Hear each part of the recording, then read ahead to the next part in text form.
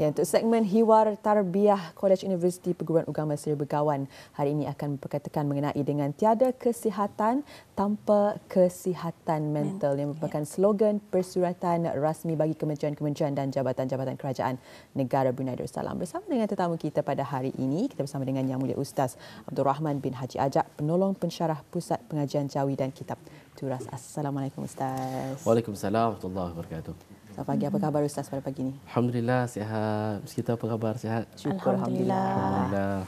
Sihat. Gembira hari ini dapat bersama dengan Ustaz untuk berkatakan mengenai dengan topik kita pada pagi ini, ya.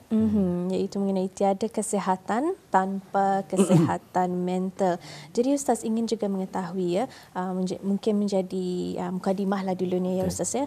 Ingin juga mengetahui apa sebenarnya maksud mental itu, Ustaz. Silakan. Allahumma salli ala sayyidina Muhammad. Baik. Jadi kalau kita ni bicara tentang mental, jadi macam-macam definisi sebenarnya mentalnya. Ada yang beritahu mental itu ialah akal. Dan kalau kita teliti lagi sebenarnya mental ni selain daripada akal, ada juga dimaksudkan sebagai jiwa, perasaan, rohani, macam-macam yang masuk dalam bicara tentang mental ini. Jadi sebenarnya kalau kita diperhatikan, ada yang membicarakan mental itu daripada aspek maqasid syariah. Kebanyakannya inilah yang membicarakan daripada maqasid syariah, menjaga agama, menjaga akal, menjaga keturunan, menjaga harta dan sebagainya. Tapi kita ni boleh lihat daripada aspek yang lain. Mental ini daripada aspek yang lain. Contohnya daripada psikologi Islam. Daripada psikologi Islam, menurutnya apa sebenarnya mental ini? Ia lebih condong kepada jiwa, kejiwaan kita ni, perasaan kita ni. Kami alhamdulillah mengikuti kursus di bawah MOH, Kementerian Kesihatan, selama 3 bulan mengenai kursus mengenai kesihatan mental ini.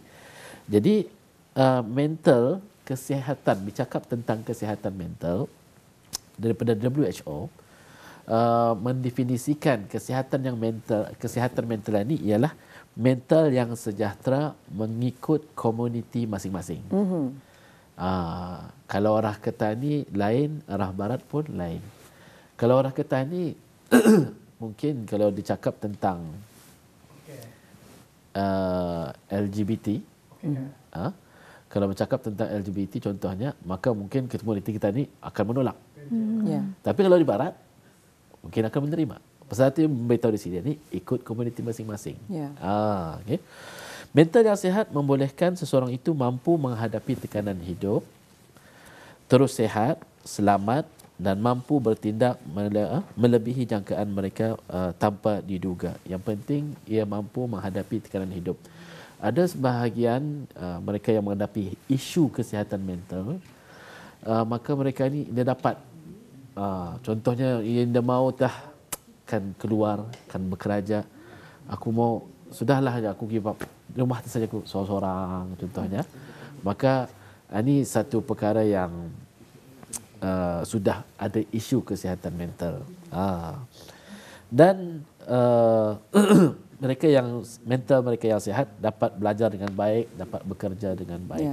Jadi dapat kita definisikan di sini ni, maksud dalam definisi ini ialah ia akalnya still okey. Ia masih mampu bicara. Minta maaf bukan ia akalnya tu hilang akal ataupun kalau kasarnya gila, bukan. Tapi ia masih mampu dapat bercakap, dapat cuma ialah ia dapat bekerja dengan baik. Ada yang mereka yang ada isu kesihatan mental marah-marah, stres, anxiety, skizofrenia, bipolar, ini bahasa istilah-istilah yang ada penyakit mental ini. Dan kita ni fahami juga Ustaz, kesihatan mental ini orang satu spektrum. Semua orang ada kesihatan mental. Macam tadi semua ada kesihatan fizikal juga. Namun seperti Ustaz katakan tadi, yang membezakan mereka yang punya isu kesihatan mental ini adalah mereka yang sudah tidak dapat mengawal keadaan mental mereka sehingga menyebabkan mereka tidak dapat berfungsi dalam kehidupan seharian. Betul. Jadi yang ingin ditanyakan ini mengenai dengan kalau ketika marah. Pasti tadi semua pernah marah. Ada orang yang pernah marah rasanya. Namun bagaimana sebenarnya Islam mengajar untuk kita ni menjaga keadaan mental kita ni apabila kita ni mengalami marah ni. Betul. Allahumma salli ala sayyidina Muhammad. Jadi tentang marah ni jadi dalam Islam Allahumma salli ala sayyidina Muhammad, adakah marah ni negatif? Asal cakap marah saya negatif. Yang penting jangan kau marah. Jangan sekali-kali kau marah. Macam mana tu ke Islam mengajar? Ada orang dapat apapun keadaannya jangan marah. Kalau macam tu Allahu Akbar. Untuk apa Allah ciptakan marah sebenarnya? Macam mana jangan ciptakan marah. Jadi sebenarnya marah ni pun ada fungsinya, ada kebaikannya. Untuk apa? Untuk menjaga diri kita ni, menjaga harta kita ni, keluarga kita ni. Maka Allah ciptakan marah untuk menjaga. Diri kena buli, jangan marah, sabar. Okey, buli sajalah. Betul ke tu? Salah. Kena marah. Isteri kena kacau, jangan marah. Sekarang stres kau sekarang. Isteri kena kacau, marahlah. Itu Allah ciptakan marah. Harta kena ambil, marahlah. Jadi Allah ciptakan marah itu untuk menjaga. Dipanggil dalam psikologi Islam sebagai perasaan yang agresif. Perasaan yang untuk kita ni melawan. Tapi kalau ini ada pasal, ini ada apa sebab, kan marah, ada masalah. Orang bertanya mana bajuku pun marah. Aku juga mencarinya katanya. Orang bertanya, kan makan di mana hari ini? Aku lagi balik kotanya katanya. Contoh. Jadi marahlah pada ketikanya, bukanlah sentiasa ia marah. Cubalah kawal perasaan. Jadi Rasulullah SAW pernah ditanya, siapakah mereka yang kuat? Siapakah mereka yang kuat? Mungkin kita ini, yang kuat ini yang dapat mengangkat berpuluh-puluh kilo contohnya. Tapi ataupun berlari ke sana kemari 20 km dan sebagainya, macam-macam. Tapi kata Rasulullah SAW, mereka yang kuat itu ialah mereka yang mampu mengawal perasaan marahnya. Jadi kena kawal perasaan marah. Jadi semua, kata ulama, semua keburukan ini berpunca daripada banyaknya marah ini. Sebelum terjadi yang lain, semua berpunca daripada marah. Pasal itu kata Rasulullah SAW, apabila diminta nasihat, wahai Rasulullah, berikan aku nasihat, katanya. Rasulullah SAW menjawab, la taghdab, jangan marah. Maksudnya Rasulullah tahu ni siapa dengan menjadi bercakap ni. Pasal orang ni pemarah ni. Pasal itu nasihatnya mudah, Rasulullah. La taghdab, jangan marah. Ia tanya lagi, wahai Rasulullah, bagikan aku nasihat lagi. La taghdab, kali kedua, jangan marah. Bagikan aku nasihat lagi, Rasulullah, kali ketiga. La taghdab, jangan marah. Kenapa berulang-ulang la taghdab, jangan marah, jangan marah, jangan marah? Kerana betul-betul marah itu punca segala keburukan. Maksudnya semua pada marah. Permusuhan contohnya. Dengan marah seketika itu boleh jadi musuh. Dia bertagur siapa? Marah, kata orang tua, marah 5 minit boleh menghancurkan rumah tangga 50 tahun. Sekejap itu marah 5 minit. Ikut rasa 50 tahun boleh porak-poranda dan sebagainya. Jadi kawal marah ni macam mana ketika marah? Jadi Rasulullah SAW mengajar kita ni macam mana ketika marah. Kalau berdiri, kata Rasulullah, berdiri bercakap, maka kata Rasulullah, ketika marah itu diam. Jangan orang membalas balik, kata ni balas balik. Yang sedapnya macam mana tu? Dia tahu cakapnya kan, cakap Queen dia tahu katanya. So, kalau ketika itu marah, maka diam. Bayangkan kalau suami isteri, kalau seorang bercakap, seorang je bercakap, cakap, Allah. Cuba salah seorang, kalau ada bercakap, seorang diam. Kadang-kadang isterinya ada tu juga. Kenapa diam ni? Kata, oh. Diam salah, cakap salah. Ya, betul. Allahumma salli ala Muhammad. Dengan saya bercakap tadi pun dua-dua isteri juga. Okey. Kalau sekiranya sedang marah, bercakap, lebih baik diam, kata Rasulullah. Kalau masih juga marah ketika diam atau berdiri, maka kata Rasul, berdiri, bawalah duduk. Ketika duduk, masih lagi marah, kata Rasulullah, bawalah baring, limpang. Kalau limpang pun, biasanya kata ni limpang ni, sudahlah duduk. Ataupun, cuba cara Rasulullah, ada faktor biologi dengan dalaman. Rasulullah suruh daripada berdiri, suruh duduk. Rupanya, kita ni menenangkan jiwa, kata dia tu, duduk pun sudah menenangkan jiwa. Daripada duduk, masih jom marah. Masih jom tangan tu. Mau melimpang. Kalau melimpang, pun masih jom marah. Allahumma salli ala Muhammad. Kata Rasulullah, bawalah berwuduk. Dengan berwuduk itu, marah itu seperti api. Maka berwuduk itulah, apa istilahnya? Tekanan air itu. Api tekanan air, maka tenang jiwa, bawa sembahyang. InsyaAllah selepas itu. Ini antara tips kita ni macam mana mengawal emosi kita ni ketika marah. Ya, tadi dikongsikan ketika marah ya Ustaz ya. Apabila tadi dikongsikan mengenai bercakap, kadang kalau kita ni dalam keadaan marah mengikut nafsu, apa yang kita ni keluarkan itu kadang-kadang menyakitkan hati orang, sampai sehinggalah perkataan tersebut itu terpahat, tertanam di dalam hati orang tersebut ya. Yang mana kadang-kadang kita ni lupa juga mengenai menjaga hubungan ya, bukan sahaja hablum minallah, tetapi kita juga menjaga hubungan dengan manusia hablum minan nas ya. Jadi ingin juga mengetahui ni Ustaz, tadi ketika marah, ni masa ni ingin mengetahui ketika sedih macam mana. Allahumma salli ala sayyidina Muhammad. Betul lah. Tadi marah, ini sekarang sedih macam mana? Kenapa ya sedih? Ini sebenarnya marah, sedih, takut dan sebagainya, semua ini adalah daripada stres, punca kepada stres, daripada apa penyebab stres itu banyak. Penyebab marah itu banyak, penyebab sedih itu banyak, penyebab takut itu banyak. Jadi semua ini menyebabkan kita ni stres. Maka daripada stres itulah, mengikut kajian para pakar psikologi, daripada stres itu dah bermulanya penyakit-penyakit mental ini tadi. Ada anxiety dan sebagainya tu. Kenapa ia sedih? Contoh, kenapa ia sedih? Kerana ia sedih disebabkan kehilangan orang yang dikasihi, contohnya meninggal, kematian. Kenapa ia sedih? Kerana ia sudah berbisnes tapi rupanya bisnesnya tu Allahu Akbar, gagal. Ia sudah belajar sungguh-sungguh, rupanya masih juga indah. Jadi ada banyak faktor yang menyebabkan sedih. Jadi apabila sedih ini, Allah Subhanahu wa taala sudah berfirman, وَلَنَبْلُوَنَّكُمْ بِشَيْءٍ مِّنَ الْخَوْفِ وَالْجُوعِ وَنَقْصٍ مِّنَ الْأَمْوَالِ وَالْأَنفُسِ وَالثَّمَرَاتِ وَبَشِّرِ الصَّابِرِينَ. Kata Allah Subhanahu wa taala, kami akan uji kamu. Kami akan uji kamu dengan ketakutan, minal khauf wal ju', kelaparan.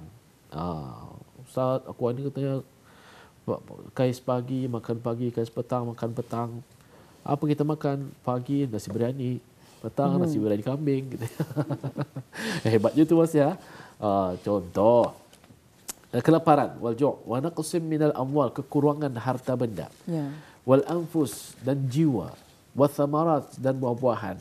Buah-buahan ini bolehlah perniagaan. Wa basyiris sabirin. Maka Allah mengatakan apa? Berikanlah kabar gembira. Ini orang yang bersedih. Berikanlah kabar gembira dengan apa? Sabirin, iaitu sabar. Saya pernah melihat satu video seorang profesor daripada Yahudi, daripada Israel, katanya dalam Islam ini ada satu kalimah yang indah darah agama kita ni. Dalam Islam saya ada kalimah itu. Apa dia kalimah itu? Iaitu sabar. Arah kata ni indah. istilah sabar ini. Tapi dalam Islam ada. Pasal itu mereka ni, tentera-tentera Palestin contohnya, mampu untuk berada di dalam tunnel, di bawah tanah itu, kerana berseberangan ini, makin mereka bersabar, maka mereka merasakan, makin mereka bersabar, maka makin itu pahala semakin besar. Semakin mereka sabar, wallahu ma'as sabirin. Allah bersama-sama orang yang sabar. Jadi untuk yang sedih ini, maka untuk mempositifkan mental mereka itu ialah kenanglah Allah Subhanahu wa taala. Sambung tadi, wabasyirus sabirin. Berikanlah kabar gembira bagi orang yang sabar. Alladzina qalu, di hujung ayat itu mengatakan sambungan itu, qalu inna lillahi wa inna ilaihi raji'un. Kami datang ni untuk Allah dan kami kembali pun kepada Allah Subhanahu wa taala.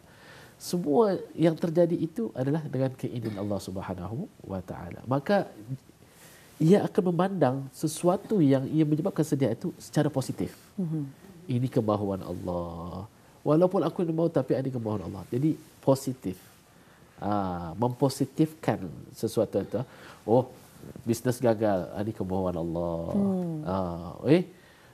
Aku sudah berusaha, tapi ada resultnya. Ada kemahuan Allah Subhanahu. So hatinya yang awal-awal itu keras, akhirnya mahu menerima ketetapan Allah Subhanahu wa taala. Ia menerima secara positif.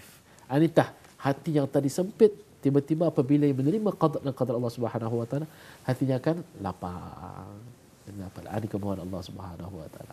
Itulah. Masya-Allah. Apabila kita ni menerima dan berserah kepada Allah Subhanahu wa taala, insya-Allah hati kita ni juga akan menjadi lebih tenang dan kurang daripada kesedihan yang dilalui. Dan Ustaz tadi juga ada memperkatakan setiap manusia tu memang ada ujiannya. Betul. Terlalu banyak rezeki pun satu ujian. Betul. Apabila kesempitan rezeki pun juga satu ujian. Jadi mungkin dapat dikupas bagaimana caranya untuk menjaga mental disebabkan oleh kesempitan rezeki ini. Allahumma salli ala sayyidina Muhammad. Baik. Tadi sedih. Sedih. Marah. Ini kesempitan rezeki lagi. Ini banyak faktor. Faktor-faktor. Kesempitan rezeki. Contohnya, ini banyaklah katanya. Allahumma salli ala sayyidina Muhammad. Kesempitan rezeki.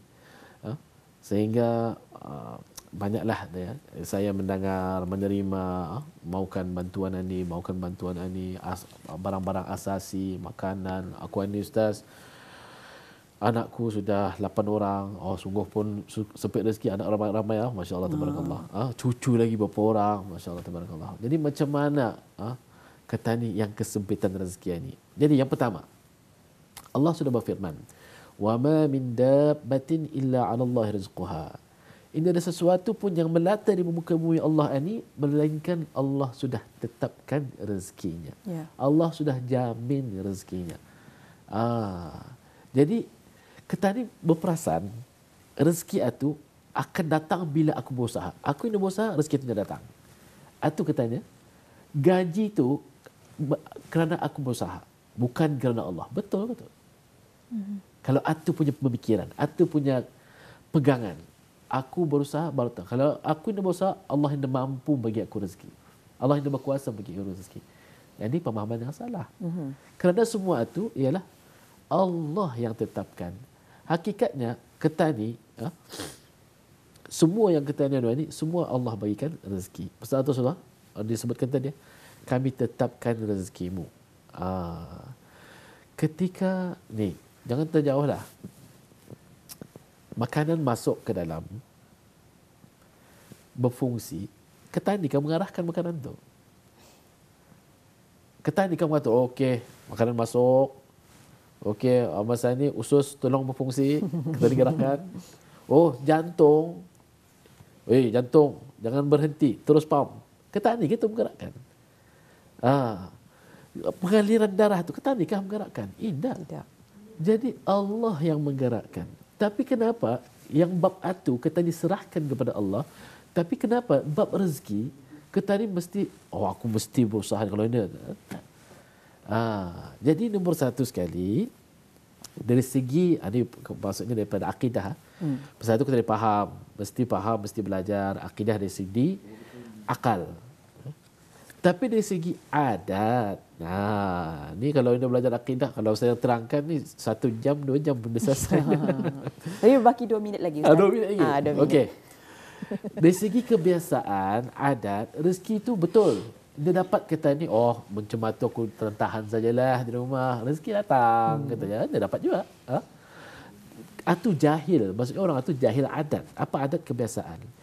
Jadi biasanya rezeki itu datang dari segi adatnya ialah kena berusaha. Saat itu di zaman Rasulullah ada yang sempit rezekinya, ada penutup.